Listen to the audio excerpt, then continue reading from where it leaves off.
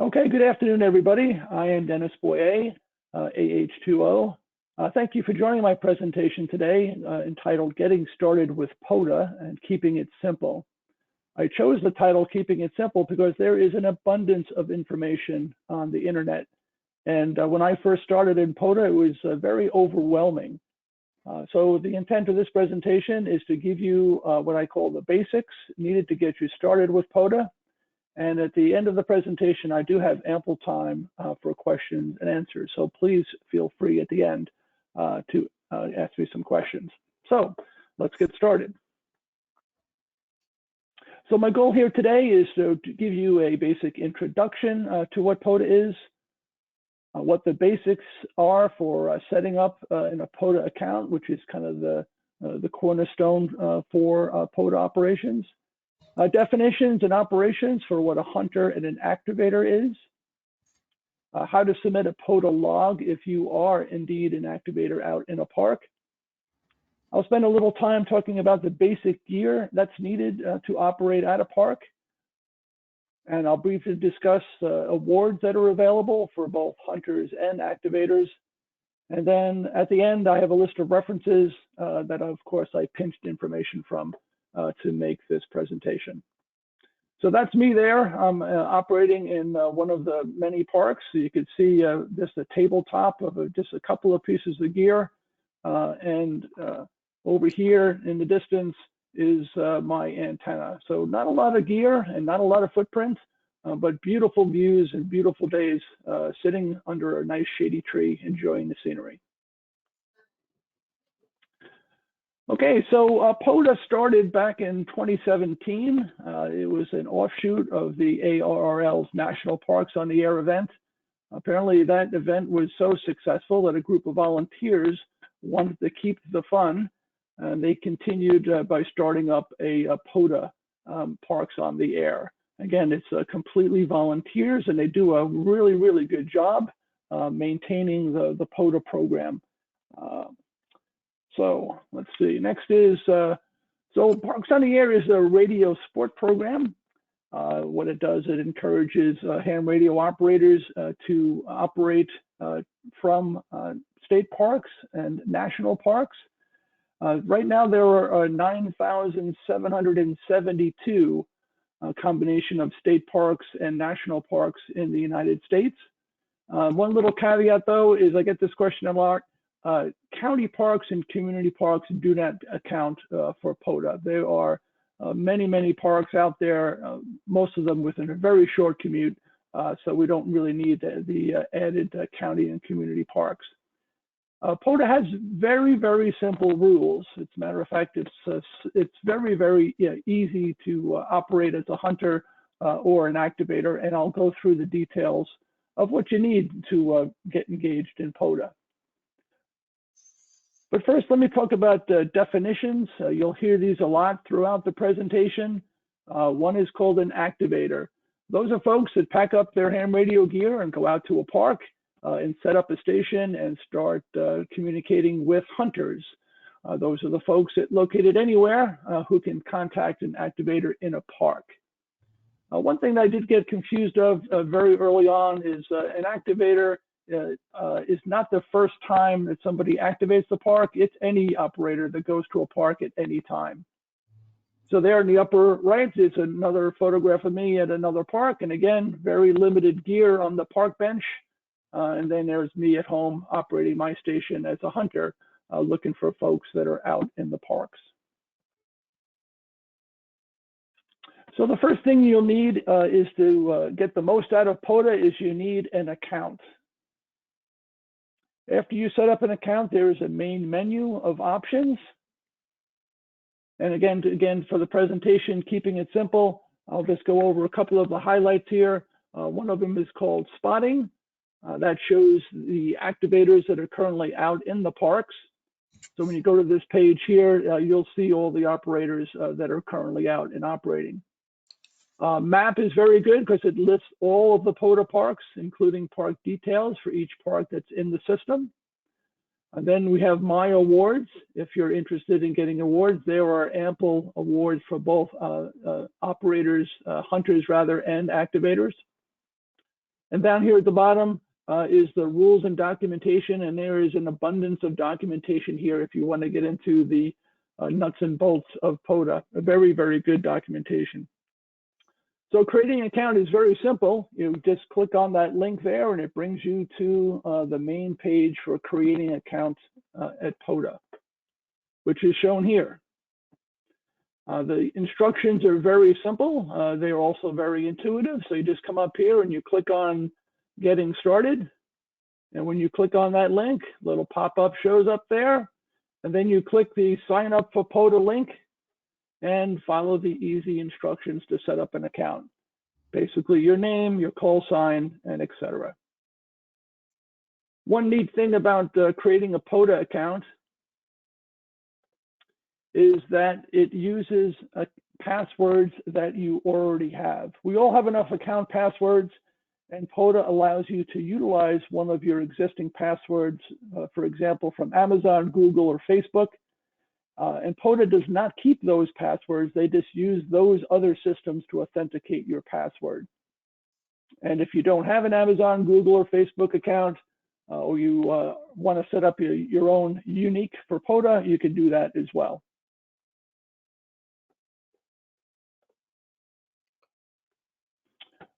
So simple steps for getting started. There's two ways and two paths you can go. One is called an activator. Again, that's the ham radio operators that bring their gear to the park, and hunter are the ones who are searching for those operators.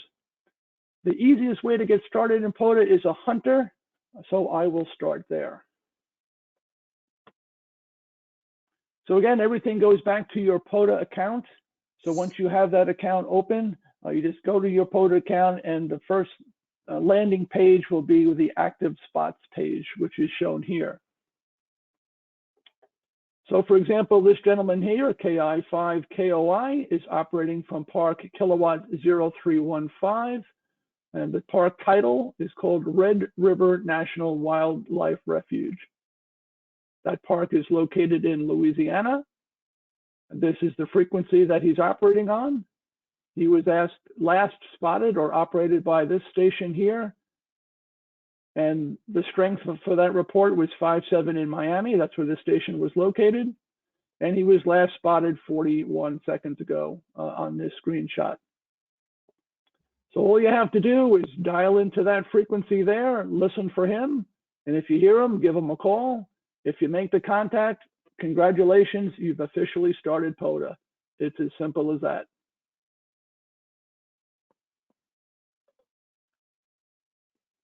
So after you work that station, it's not a requirement, but it's a courtesy to respot someone so that other hunters know that the activator is still currently operating from the park. And that's very simple to do. All you have to do is click on the respot button. Another pop-up window shows, and you could just, it shows your call sign, and you just hit spot, and that's as simple as that.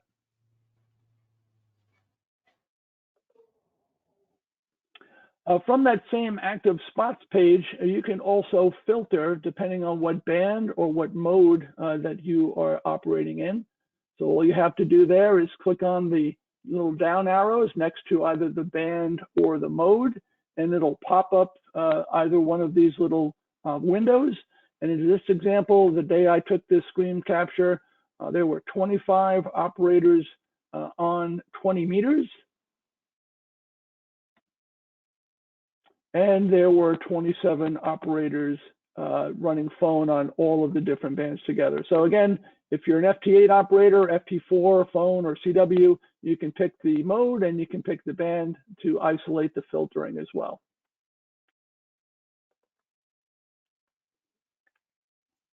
Okay, so after you've done some hunting, you might want to consider being an activator. And the rules for an activator are really simple. Again, you just have to have an account. Everybody needs an account. Very simply, you go and find a park that's near your QTH. One of the rules is that all of your equipment must be within the boundaries of the park. There's a couple of instances where folks are down the street or what have you. That doesn't count. So it's on the honor system that you have to be within the boundaries of the park. Another rule is please follow any instruction from park rangers that you encounter. I mean, I'll give you an example. I was operating from a national park, and a park ranger came up to me and was kind of asking me some questions. I told him what I was doing. He goes, "Oh, I've heard about you guys before," and he basically wished me well, and I was off. Now, one of the things about national parks is they don't like wire dipole antennas strung from trees, and they don't like stakes into the ground. So again, please follow the instructions of the park rangers so that we can keep the peace so that other folks behind you don't have an issue. One of the big things for me is being courteous of other users of the park. We are all ambassadors of our fantastic hobby here. So we don't want to be intrusive to other people that are using the park. And we want to actually try to invite people to come over and see what you're doing so that we can grow the mass of folks in our hobby. Another simple rule is please leave no trace behind. So again, no wires left in trees, no stakes left in the ground. Please pick up your garbage and kind of left it as you found it. And the last rule for an activator is you must upload your log to the POTA site after your activation is complete. And an activation is considered complete when you make a minimum of 10 contacts for it to be a valid activation.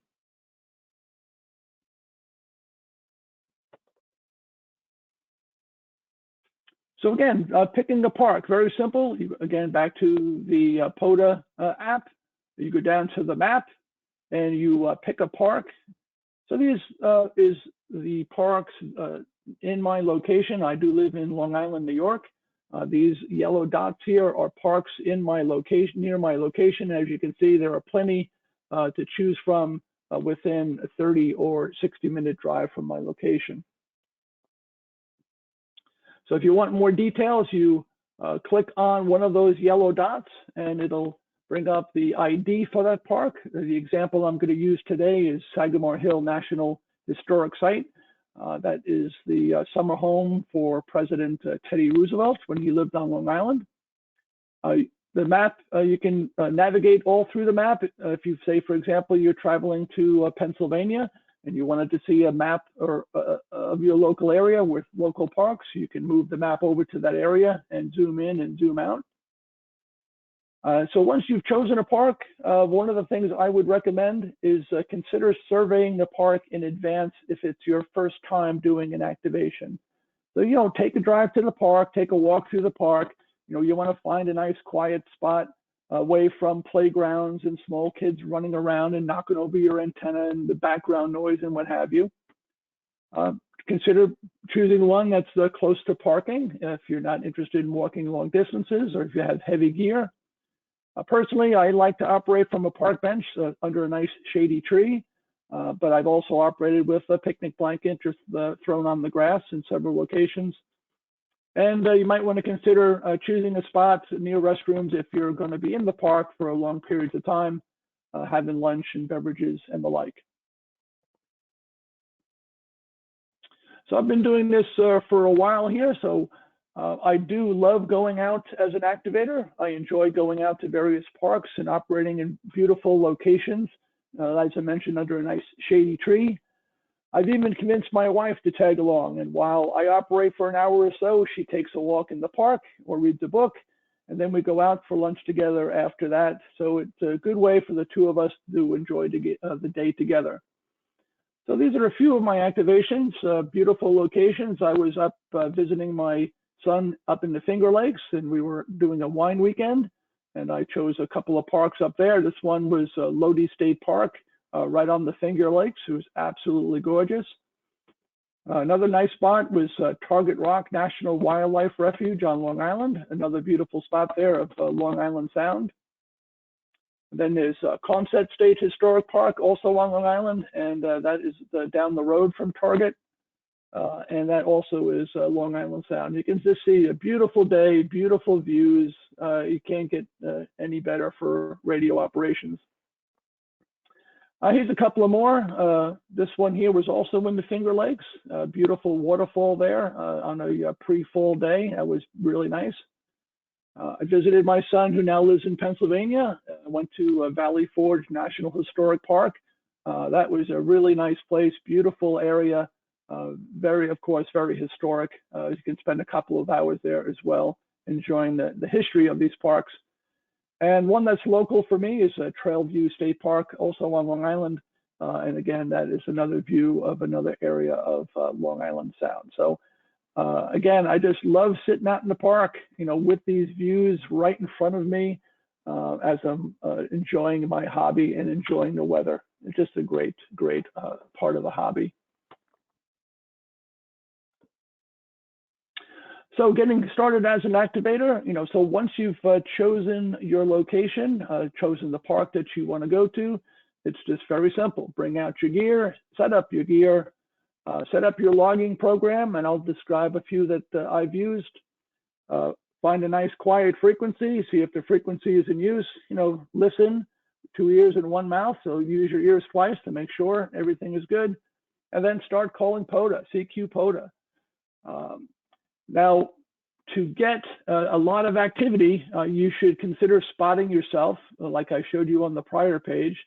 And once you do that, the hunters know that you're there and they jump right on you. So be prepared to log the QSOs because they will come fast and furious. And you'll have quite a mini pileup going on.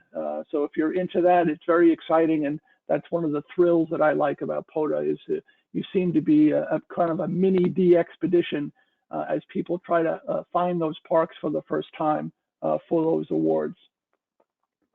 And when you spot yourself, again, all you have to do is go up to the spot page of that, put in your call sign, and put in the park that you're at, frequency that you're operating from, hit spot, and away you go. It's that simple. Again, you'll need 10 activations, 10 people in your log rather, to be considered a valid activation. And after you spot yourself, you'll have 10 QSOs in short order. I've had a couple of activations that are about 90 QSOs in about 60-minute period. So if it's a beautiful day and it's a good propagation, they will come out of the woodwork to work you.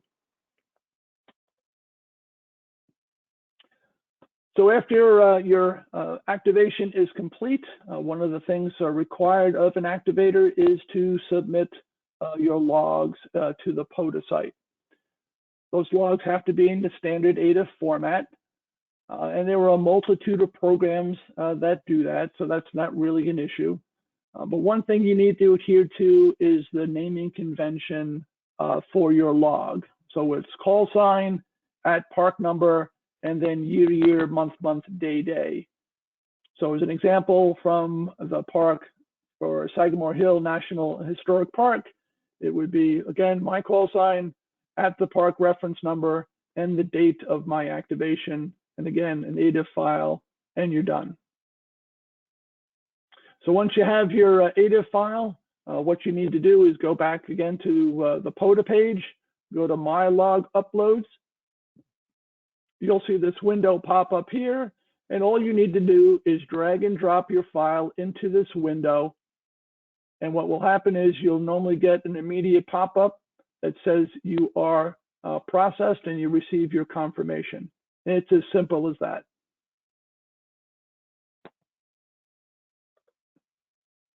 So what do you need to activate a POTA site?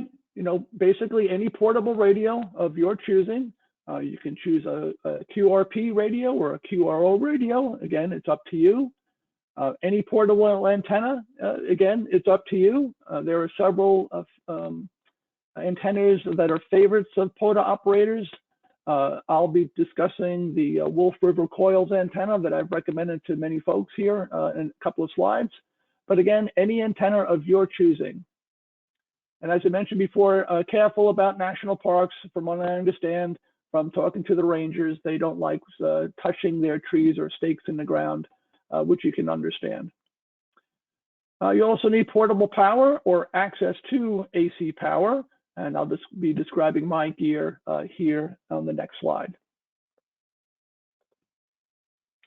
So as I mentioned earlier, there is a lot of information on the internet, and therefore there are a lot of recommendations and a lot of opinions. So again, this is just what I've downsized, if you will, or down selected. Some people like their keep their gear to a bare minimum and very lightweight, so they go the QRP route. For me, I chose to go for a small compact radio, the Yaesu FT891. That is a full 100-watt radio. And the reason I've chosen is because if I take the time to go out to a park, I want to make sure that I make the contacts with relative ease with comparison to a QRP station.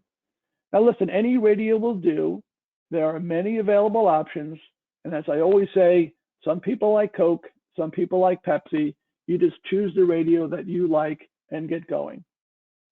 So again, I have a Yaesu FT891, very compact, weighs about 4 pounds.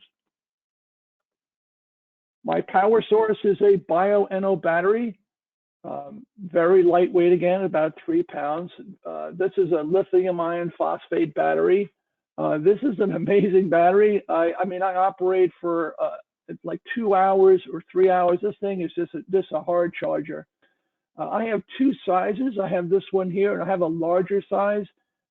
This one here is the size that is the maximum allowed if you so choose to take it on an aircraft as carry-on luggage. So if you want to take your radio on vacation sometime, keep that in mind. This is the maximum allowed by the airlines.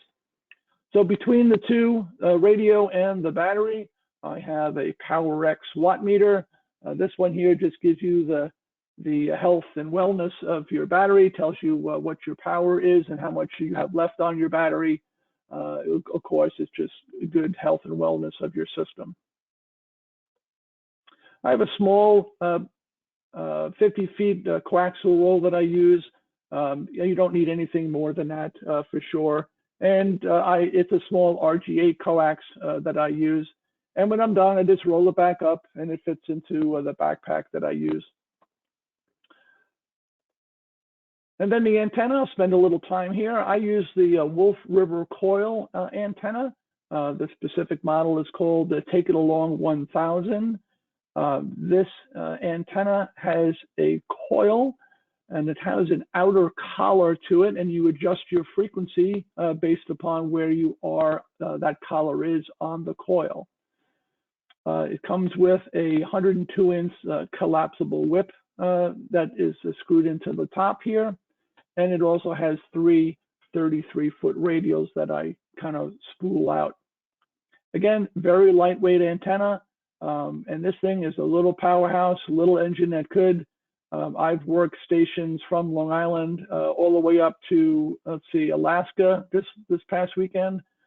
Down to Australia, over to England and Spain. So again, pretty good antenna for portable operations. And what I do like about it is it's a very small piece of kit. And you can put this into a backpack and just screw it together or screw it apart. Very, very simple to use. There are several models of Wolf River coil. The one I use is for 80 meters to 10 meters. There are other variants that go only 40 to 10 meters. Again, the difference there is the size of the coil and the price of the system.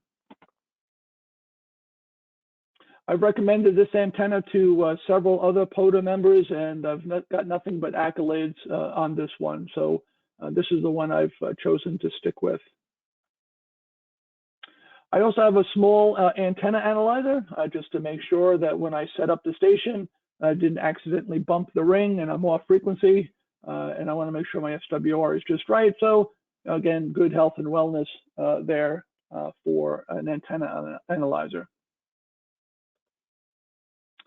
I use a small iPad with an outboard keyboard.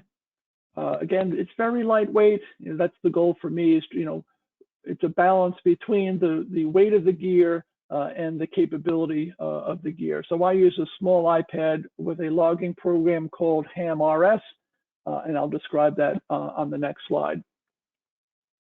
I also bring along with me old reliable paper log just in case. because sometimes, as Murphy would say, something will go wrong, and it would be a terrible situation that you have everything set up and for some reason your keyboard crapped out on you and you can't log. So I bring a paper one just in case. And all of this fits into a small backpack. Dimensions there, and the backpack itself is about 3 pounds. So everything on this screen fits into that backpack. I sling it over my shoulder. So for anywhere between 20 to 24 pounds, you got yourself a portable station. So pretty amazing what you can do for what you can fit into a small backpack.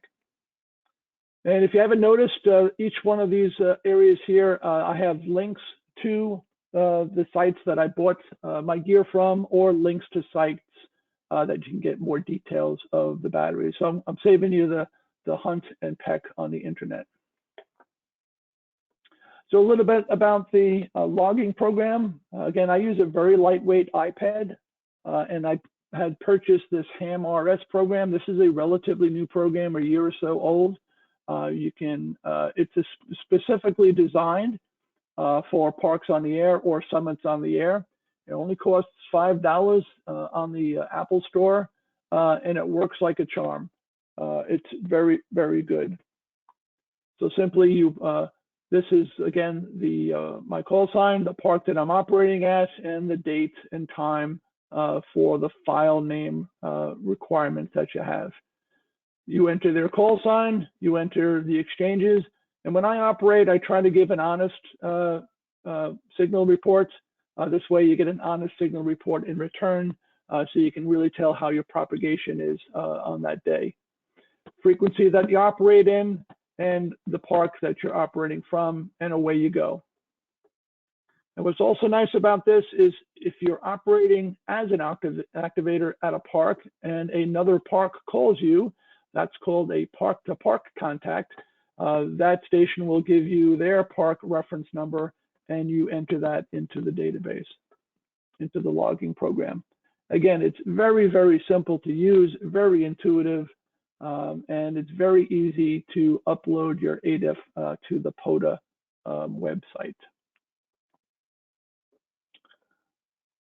Okay, personally, I prefer phone operations, and the vast majority of POTA activators are phone operators. In my humble opinion, all ham radio operators are ambassadors of this great hobby. And if a curious park goer expresses interest in ham radio, I want to demonstrate operations to them that they could hear and that they can understand. So a recent example of that is I was in one of the state parks. A family was walking by with some young children. They heard me, they walked over, asked me what I was doing. I explained what I was doing, and at that time, they asked me, well, how far can you go? And luck would have it, a station from Spain called me, and I said this person was from Spain, and it was amazing for them to hear that, and they actually hung around for a good 10-15 minutes and watched me operate. And of course, I had a couple of brochures about ham radio, and I handed it to the kids, and I said, if you're interested, here's my email address and give me a call. However, a lot of folks like FT8 digital, so I'll briefly touch on what else is needed for digital operations. So for FT8, you need a little bit more than keep it simple. You'll need more gear, you'll need more cabling, you'll need more software, you'll have to do some more software integration, and of course, some menu configurations. And when you have more can go wrong. So for digital operations, I replace the iPad with a laptop, and you'll need a logging software. The one I use at home is N3FJP, and you'll need the WSJT NJT alert for FT8. Then also you'll need a CAT cable to control the radio and interface with the laptop. And you'll also need an audio interface cable and an external sound adapter if you don't have a sound adapter built in. And one thing that you'll need to do for digital operations is timing is very, very important. So what you'll need to do before you take your laptop on the road is you have to make sure that you sync your time to UTC, because if you forget and you go out into a park, you may be more than a second or two off, and then you won't be able to effectively communicate in digital mode. And one recent thing that I've been investigating is they have these small USB GPS receivers. I found this one on the internet just a while ago. I'm still kind of reading the specs on it, but this thing for 20 bucks, you pop it into a USB port and you can sync your time.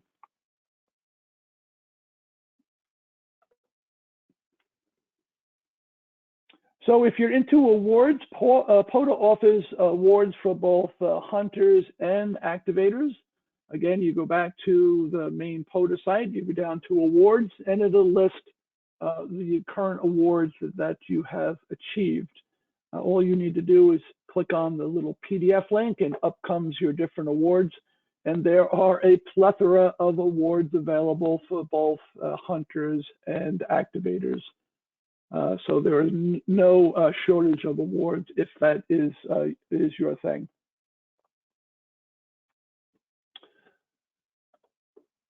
All right, a little bit more than keep it simple. If you are a social media person, POTA offers several social media platforms. These platforms are not necessary in the keeping it simple mindset, but they are available for your use. They have a Slack channel, they have a Facebook group, they have a Twitter group and a Mastodon group. I don't use any of these. When I go to a park, I have Wi-Fi to the POTA app. I just spot myself and away I go. But again, they are here if you so choose to use them. And finally, these are the references that I've used to make this presentation. The best one is the one at the bottom there, Parks on the Air documentation, which is available from the POTA app. There are pages and pages of table of contents here with great descriptions about all the different facets of POTA. That if you wanted to get down into the nitty-gritty nuts and bolts, there's a lot of good information there for you to pair through. Okay, well, that concludes my presentation. I hope I've kept it simple enough, and I hope I've inspired you to be either a hunter or an activator. I'm free now to answer any questions that you may have, or if you think about something later, please don't hesitate to drop me an email at AH2O@ARRL.net, and I will be more than happy to give you any advice or guidance that you may need. Dennis, that was a superb presentation. I'd like to hear a collective round of applause. This was Dennis's first POTA presentation. So thank you.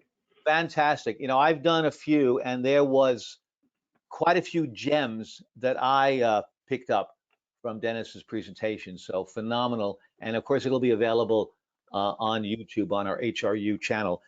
Don't have, let's see. Yeah, well, again, this is a couple of comments, really excellent from Tom McNulty. Thank you, Tom. Thank you, Tom. And Dennis will be sending you his bonus check. Also, a couple more coming up here. Can you do POTA on either 2 meters or 70 centimeters from Joe Butler? Yes, you can do it on, I believe you can do it on 2 meters. And honestly, I don't know about 70 centimeters, but again, I would refer you to the POTA site into documentation, and it'll tell you the available frequencies. I know something about this fellow, Mr. Mel Granick, I think we may know him. Is the little tripod shown at the base of the Wolf River antenna part of the antenna or separate accessory? It's a separate accessory. Actually, it isn't. The tripod comes with the antenna, and it is a version they sell with the purchase as a lightweight one. They offer a larger scale tripod, which is the one that I purchased, and it just gives you a little bit greater spread that stops the antenna or mitigates the antenna being blown over on a windy day. So the answer is yes, and you can upgrade to a larger size if so desired. Okay, Mel, thank you for that. And Randy Fisher, will a Ham RS work with Android? If not, what logging software would you recommend for Android? I don't know the answer to that, and I'm sorry, I'm not an Android person. I'm a iOS guy or a Windows guy. I'm sorry, I can't address Android. But I tell you, if you drop me your email, I'll take a look for you and I'll reply back. Thank you, Randy. Thank you very much. Okay, another question. Let's see here. The question is, I have the Yaesu 891 and also a Wolf River coil antenna. Do you, as I scroll down, drum roll, do you feel the need for an external antenna tuner? Is it necessary or not? Would it help or hinder? So for me, I don't need an external tuner because if you become proficient in the Wolf River coil, you'll know how many, if you will, snaps down the coil you need to be in a certain frequency.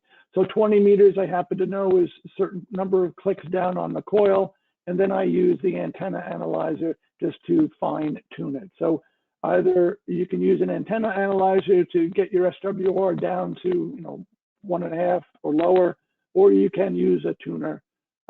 It's a matter of preference. But again, less gear in the backpack is also a goal for me. Good question, Brando, and good answer, Dennis. Thank you. That's all I see here, and I see no additional questions. Is there anything else you want to add, Dennis, or not? Again, if you think of a question later on or downstream, please don't hesitate. I'll be more than happy to answer you at a later time. And again, our web presentation will be available on the HRU website. And as you may have heard from prior presenters, if you found my presentation a little bit valuable, a small donation to the HRU group would help us continue our operations and pay for all the licensing fees for these GoWebinars and the like. So thank you for your attention. Thank you for your questions. I wish you all farewell in 73. One more question. Will the USB stroke GPS radio, or that's that little USB device, be on the YouTube? I don't think the answer is yes. I think you may have to do your own research on that. Does that sound right, Dennis? Yeah, I want to do a little bit of research on it. It is on my presentation. It will be in the PowerPoint available on the website. If I choose to select it, I'll make sure that it's in there. But right now, it looks like very favorable that I will be choosing that. Where did you see that? Did you see it on a particular site? I found that one on Amazon. Okay. For me, I use the Mindberg software as a synchronizing timer. Have you thought of that at all, Dennis? Yes, I have that software on my laptop. And if you have your laptop and sync it in your home, you're good to go. But if you take your laptop and you haven't synced it on the internet and you take it away with you and it's been a couple of days or a week, and you open up your laptop in a park and you don't have Wi-Fi connection, your time could be way off. So that's why the external GPS might be a consideration. It sure would be. That's great. Well, thank you. And thanks, Foster, as well. And thank you, Dennis, and have a good rest of the day and wonderful presentation. Take care. Thank you. And 73s, everybody. Good luck. 73s, everybody. Thank you so much for your participation and enjoy the remainder of Ham Radio University.